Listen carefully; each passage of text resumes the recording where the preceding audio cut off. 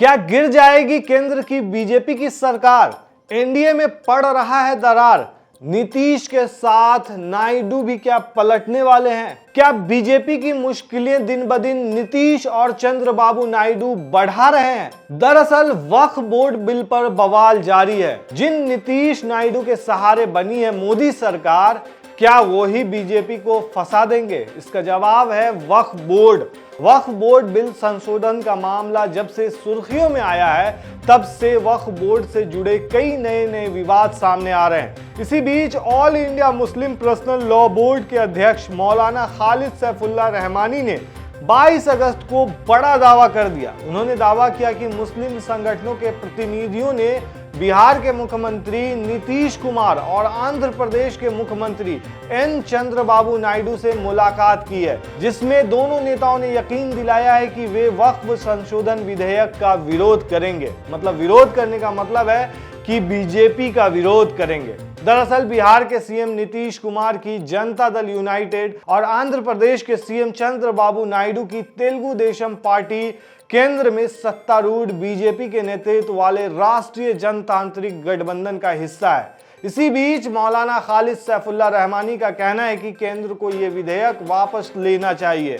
रहमानी ने आगे ये भी कहा कि अगर ये विधेयक संसद में पारित करने के लिए पेश किया गया तो इसके खिलाफ देशव्यापी आंदोलन किया जाएगा। साथ ही कानून के दायरे में रहते हुए हर लड़ाई लड़ी जाएगी। वहीं जब खालिद रहमानी से पूछा गया कि क्या जेडीयू और टीडीपी के नेताओं से भी मुलाकात हुई है और उनका क्या रुख है, इस पर मौलाना खालिद सैफुल्लाह रहमानी ने कहा कि हम लोगों की मुलाकातें अलग अलग विपक्षी दलों के नेताओं से हुई है। चंद्रबाबू नायडू, नीतीश कुमार से भी मुलाकात हुई है और उन्होंने यकीन दिलाया है कि वो इस विधेयक का विरोध करेंगे। इसके अलावा बिहार में विपक्ष के नेता तेजस्वी यादव से मुलाकात हुई, उन्होंने भी यकीन दिलाया है कि वो इसका विरोध करेंगे। वहीं इस मामले पर उद्धव ठाकरे ने कहा है कि वक्फ पर सरकार को हाथ नहीं रखने दिया जाएगा। उनका कहना था कि कई दूसरी धर्मनिरपेक्ष पार्टियों और एनडीए के सहयोगी दलों ने भी विधेयक का विरोध करने का विश्वास दिलाया है। नीतीश और नायडू से मुलाकात के बारे में पूछे जाने पर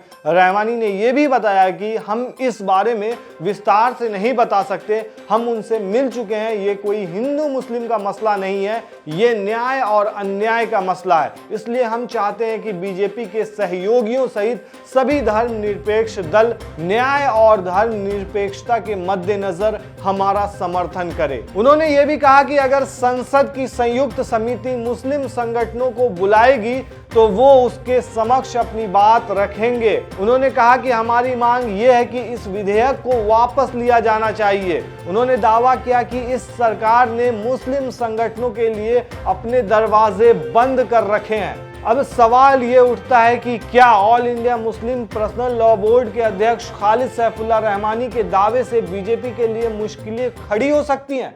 उन्होंने टीडीपी के चंद्रबाबू नायडू और जेडीयू के नीतीश कुमार से मुलाकात का दावा किया है और दोनों नेताओं ने यकीन दिलाया है कि वो इसका विरोध करेंगी।